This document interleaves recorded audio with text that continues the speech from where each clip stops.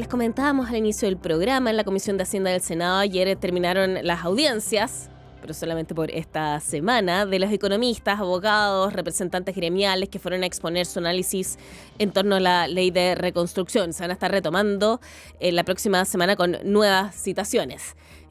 Sobre eso, bueno, no tengo pruebas, pero tampoco dudas de que nunca antes habíamos hablado tanto de política fiscal, y no solamente la prensa especializada, sino que a nivel político. Fue tema en la CEP también, y va a ser tema hoy en un encuentro de ICARE, que tiene como temática central la ley de reconstrucción nacional, sus implicancias económicas, su tramitación legislativa.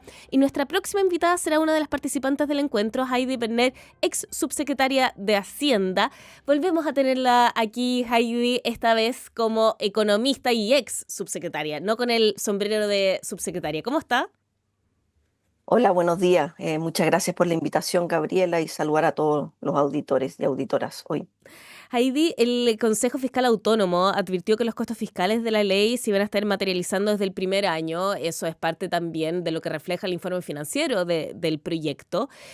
Ahora, los beneficios del crecimiento se incorporarían de manera gradual y con mayor incertidumbre. Vimos ayer también que el ministro de Hacienda reconoció que en realidad esta meta del 4% era más realista hablar de un 3,5%. ¿Es sostenible este diseño? Bueno, yo creo que el debate que se ha dado a propósito del proyecto de ley que envió el actual gobierno ha sido bien intenso, pero a mí me gustaría rescatar el hecho de que hoy día todo el mundo, diría yo, bueno, todo el mundo es un decir, pero nadie ha dicho que no es importante crecer. Ujú. ¿Ah? Y en ese sentido, el proyecto de ley tiene algunas de sus iniciativas que efectivamente van en ese foco de crecimiento. Pero hay otras que si uno la mira desde el punto de vista de costo-efectividad, ¿no? Porque el proyecto es para volver a crecer, hay que tienen serias dudas y normalmente esas medidas que tienen dudas respecto a su costo-efectividad en términos de crecimiento son además aquellas, como dice la palabra costo-efectividad, menos Ujú. costo-efectivas porque tienen un costo mayor.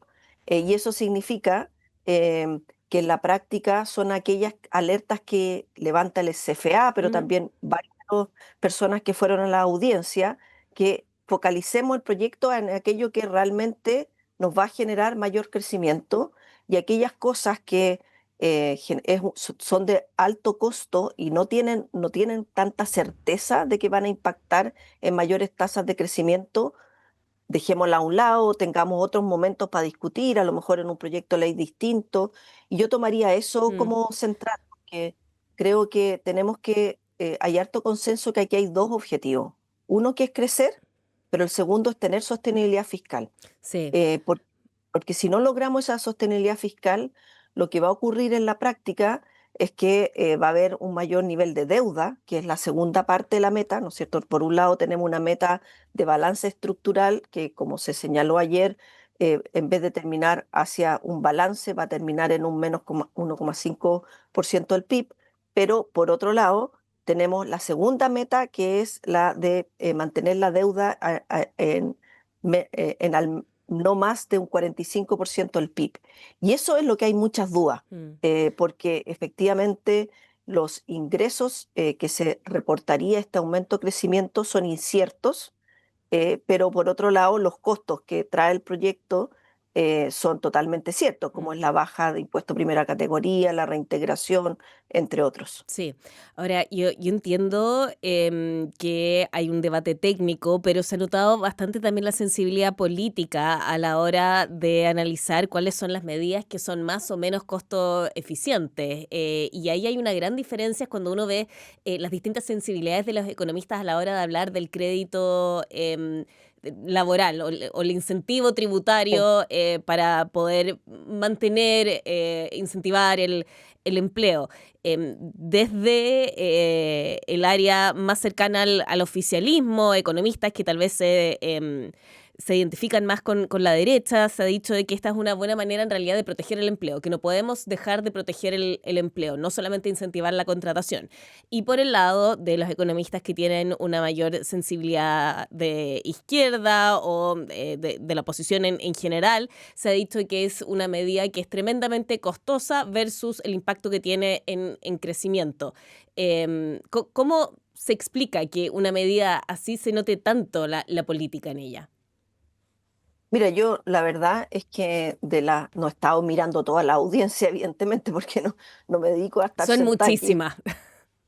pero sí puedo decir que si uno mira la evidencia académica, han habido últimamente varios papers, de hecho Andrea Repeta citó alguno de ellos, donde muestran que efectivamente una medida como el crédito tributario al empleo no es eficiente desde el punto de vista de creación de empleo. Mm, Eh, Además, no es costo efectiva porque significa que incluso con las estimaciones del gobierno, que estaría costando entre 600.000 hasta casi, hay otros que hablan de 1 millón de pesos por empleo creado. mm, Yo creo que efectivamente hay otras medidas. De hecho, hace muy poco se legisló un cambio bien importante al bono trabajo mujer y el subsidio empleo joven. Esos fueron dos políticas que, bueno, se han ido perfeccionando en el tiempo porque siempre la brecha mayor de empleo ha estado en las mujeres y en los jóvenes. mm, ¿Ah? Y existió por eso en su momento, incluso esto es un tema que surgió cuando en el gobierno, en el primer gobierno del presidente Sebastián Piñera, donde se puso el ingreso ético familiar y además se mejoró el bono trabajo a la mujer y el subsidio al empleo joven. mm, Hubo varios años donde esto operó, se hicieron muchas evaluaciones y se dio cuenta que no estaba operando bien. Y por lo mismo se recogieron toda la evidencia de esas evaluaciones y se juntó y se generó el subsidio único al empleo con mm, otros montos, con otros requisitos, y eso se terminó de legislar en enero. Entonces, hubo todo un consenso aprobado con amplia mayoría para cambiar la forma en que lográbamos subsidios más a las personas, para que además la gente sienta que son ellos los que están haciendo un cambio y no a la planilla completa de la empresa. Entonces, por lo menos yo sí creo en la evidencia de los papers que muestran que un subsidio a la planilla actual completa de la empresa, obviamente bajo los sueldos que ahí están, no estamos mm, diciendo la planilla pero sí todos aquellos que cumplen, tienen un sueldo menor a ese monto, genera, no tiene efecto realmente en empleo y esto de que no se va a destruir empleo, en realidad a mí no me parece que sea el argumento suficientemente sólido como para justificar una medida que dentro de las que están en el proyecto de ley es la segunda más cara, o sea, más costosa, si uno lo compara, lo que sigue es solo la baja impuesto primera categoría, que a mm, diferencia del crédito, sí hay harto consenso de técnico, con evidencia, incluso recogía sistemáticamente a través de la Comisión Marfan, de cómo una baja en impuesto primera categoría tiene un efecto en crecimiento. Es algo que también se propuso en su momento en el gobierno anterior. Y en ese momento la única diferencia, y que creo que es bien importante y que también la resalta la Comisión Marfan, es que esta baja de impuesto primera categoría tiene que ser compensada con otros ingresos justamente por lo mismo, porque mm. tenemos que cumplir el doble objetivo, crecer y sostenibilidad fiscal. Sí. Ahora, sobre crecimiento, lo mencionábamos al inicio del programa, el ministro de Hacienda, Jorge Quirós, moderó la meta de crecimiento para 2030. Se bajó del 4 al 3,5%. En realidad, nunca había sido una proyección, sino más bien era una meta que se había repetido en entrevistas, en algunas presentaciones. Se bajó del 4 al 3,5%. ¿Tiene efecto esto en la discusión del proyecto desde el punto de vista técnico? A ver, yo creo que lo tiene sobre todo a propósito de la meta de balance estructural y, por otro lado, la meta de deuda. Porque efectivamente, si uno analiza, em, esta meta de balance estructural puede significar que existe, ¿no es cierto?, una mayor presión eh, de gasto Ujú, y esos gastos se tienen que financiar ya sea con ingresos o con deuda. ujú, Y los ingresos no van a ser lo que supuestamente uno estimaría que fuese, va a generar una mayor presión para financiar ese gasto con deuda. ujú, Entonces hay hartos análisis que señalan que a partir del 2028, el mismo CFA lo dijo a propósito del proyecto de ley, ya se estaría superando el 45% del PIB en sí. deuda y que incluso se podría llegar el 2030 a un 46,5%. Entonces, si a uno esto le suma el proyecto de ley, porque esto es un escenario incluso sin proyecto de ley, como ya lo señalaba también el Fondo Mm, Monetario, podemos tener 2 puntos más incluso. mm, Entonces, ¿por qué es relevante la deuda? Porque al final del día alguien dice, bueno, no importa, me financio, el país tiene capacidad de endeudarse, pero el punto es que terminamos siendo menos creíbles. Lo que más mira el mundo es el porcentaje de deuda que tienen los países, más que las reglas propias de balance, mm, porque tienen algunos niveles de sofisticaciones que no es tan fácil comparar un país con otro. Nosotros tenemos importante tema del cobre, sí. otros países eso no tienen. Entonces, el balance estructural, si bien es muy bueno tenerlo, no es algo que se mire tanto desde fuera, pero sí nuestros niveles de deuda. Entonces, eso hace que al final del día podemos generar un cambio en el riesgo país. Un cambio en el riesgo país significa que nos suben las Sí. tasas para endeudar, no solo al Estado, sino también a los privados que son los que generan inversión. Entonces, por eso está la alerta tan importante en la deuda. Ahora, sobre eso, sobre el tema del cambio de las proyecciones de déficit, la relación que hay con la deuda, también el gobierno dijo que había cambiado sus pronósticos o había tenido que modificar las metas que se habían planteado durante la campaña, porque a la hora de revisar las arcas fiscales, cuando se transformaron en gobierno, se dieron cuenta que la situación era bastante más compleja que lo que pensaban. Usted fue parte de la administración pasada. ¿A qué se responde a eso? Mira, yo creo que más que una administración u otra, si uno mira nuestra trayectoria, en realidad nosotros llevamos 2 décadas gastando más que los ingresos que se han ido reportando. Mm, Entonces, esto yo no lo veo como algo de una administración, lo veo como algo que lleva 20 años. Durante esos últimos 20 años solo han habido 2 años con superávit fiscal y esos años fueron el año 2015 y el año 2022. mm, Uno podría decir, bueno, ¿qué gobiernos estuvieron los 2 años que hubo superávit? Creo que no es eso lo que nos convoca. Lo que nos convoca es que hemos ido tomando decisiones que además son decisiones no solo de gobierno, son decisiones que se toman en el Parlamento. Cada uno de los proyectos de ley que se tramita, cada una vez que se discute la ley de presupuesto, el CFA va levantando alerta y el CFA lo ha dicho muy claro. eh, y no solo el CFA, en general hay harto consenso de que uno debería financiar los gastos permanentes con ingresos permanentes. Se legisló la PGU, por dar un ejemplo, y cuando se legisló la PGU se levantaron alertas, dijeron la PGU no está financiada. mm, Luego se hizo un proyecto para generar, por ejemplo, ingresos a través del IVA a los servicios y así, pero en realidad ninguna de esas medidas que han sido hechas para generar ingresos para financiar gastos, por eso doy el ejemplo de la PGU, han rendido lo que se supone, lo que se supuso iban a rendir. mm, Entonces esto ha ido creciendo año a año y cuando la flexibilidad en el gasto son cada vez menores, las holguras son cada vez menores, es más difícil ir llegando a las metas. Entonces, yo creo que no nos hace bien echar culpas a gobierno, porque por lo menos yo habiendo estado en el gobierno me consta que se hizo un genuino esfuerzo por no solo cumplir las metas, mm, sino por hacer un conjunto de reasignaciones a nivel del presupuesto para financiar el gasto en salud, por mm. ejemplo. Claro, es Y el gasto en salud es algo que solo crece. mm, Y solo crece porque además somos una población que envejece. mm. Y hay una alta correlación entre edad de la población y gasto en salud. Entonces, no es que no hayan habido esfuerzos. De hecho, mi primer trabajo, que fue en la dirección de presupuesto del 2001, fue generar evaluaciones de impacto de programas, fue generar evaluaciones comprensivas del gasto de instituciones y siempre mirando dónde se podía eficientar el gasto.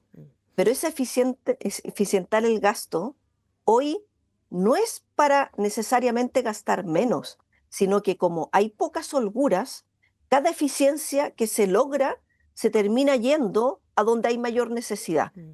Salud, vivienda, pero no es que esa holgura se genere para que no se gaste. No sé si me Sí, explico. sí. Sí, Entonces, se entiende. Lo que se realmente entiende también con eso en realidad es que no habría espacio para más políticas sociales o para nuevas políticas sociales entonces. claro, es que ese es parte del debate, porque estamos debatiendo solo este proyecto de ley que genera un mayor estrés fiscal con la rebaja de impuestos en la lógica de que vamos a volver a crecer, pero como lo ha dicho el CFA, aquí hay tres cosas que hay que hacer. Una, volver a crecer. En eso no tenemos ninguna discusión y este proyecto trata de apuntar en eso, sobre todo con algunas de sus medidas. Dos, eficientar el gasto. Tampoco, nadie está discutiendo aquello. Y si podemos gastar menos, bienvenido sea. Pero mi impresión es que ese menor gasto que se haga en un lugar va a terminar yéndose a los lugares donde hay mayor presión como salud. Claro. Tres, es aumentar los ingresos. Y esa discusión no se está teniendo. Mm. Ahora, a Lamentar- propósito, se está teniendo a través de, el crecimiento, esa es la apuesta que está haciendo el gobierno. Claro, Y pero el algunas mismo CFA, medidas que son transitorias. claro, pero el mismo CFA lo ha Sí, dicho que estas tres cosas tienen que ir de la mano. sí. Y por lo mismo, cuando la Comisión Marfan estimó cuánto era la contribución al crecimiento que se hacía a través de una rebaja de impuesto a primera categoría, lo estimó pensando que el fisco no iba a Mm. disminuir su nivel de ingresos, sino que se compensaba. Hay distintas formas de compensar. Nosotros en algún momento propusimos, ¿no es cierto?, el impuesto a los fondos de inversión privados, hay otros que tienen que ver con mayores, por ejemplo, impuestos a algunos males de la sociedad, ¿no es cierto?, Sí. como puede ser los niños. Aquí en este proyecto hay un tema a propósito del contrabando, eh, y así. Pueden haber otros debates, pero creo que ese debate también lo tenemos que tener. Sí, a propósito de eso, de las nuevas políticas sociales que están en discusión, hay una que también podría generar impacto para el fisco y que es a la cuna universal. El gobierno está preparando indicaciones que ingresarían el lunes sobre eso y la idea sería tener, al parecer, un mix entre aporte fiscal, seguro de cesantía y aporte del empleador. Ahora, la gran pregunta es cómo se va a estar distribuyendo eso con la presión que se ha generado por el aumento de los costos laborales, con el bajo crecimiento y con la necesidad también de cuidar el seguro de cesantía, ¿cómo se debiesen equilibrar estos tres elementos para poder financiar este proyecto? Porque también hay bastante consenso de que es positivo a nivel económico. Sí, yo creo que aquí, a propósito del subsidio o el crédito al empleo, que además de, creo yo, lo que varios han dicho es potenciar el subsidio al empleo, el subsidio unificado al Mm, empleo, otra gran medida pro empleo es a la cuna universal. mm, Entonces, y si uno mira lo que faltaba para llegar a acuerdo en su momento en la administración anterior, es menos costosa que lo que es el crédito al empleo. mm. Entonces, yo creo que ahí hay que levantar esto como en contraposición a esta otra política que no es costo efectiva, que yo diría que hay bastante consenso que no, yo no he escuchado a algún economista que haya defendido el crédito tributario al empleo, y si dicen que puede ser, pero que tiene que ser modificado. Entonces, creo que en vez de eso, ponernos a hablar de esa lacuna es mucho más efectivo para efectos de el empleo de las mujeres. Es algo que nos ha costado ponernos de acuerdo, y por lo menos en los órdenes de magnitud que se está hablando, a mí no me parece que sea tan importante desde un punto de vista de el potencial, si uno lo mira con los beneficios que significa incorporar a las mujeres al mercado laboral. También hay estimaciones de lo que eso significa en términos de aumento de crecimiento. Mm. Hay, Entiendo que entonces su propuesta sería que lo financie el fisco. hay una parte que puede ser.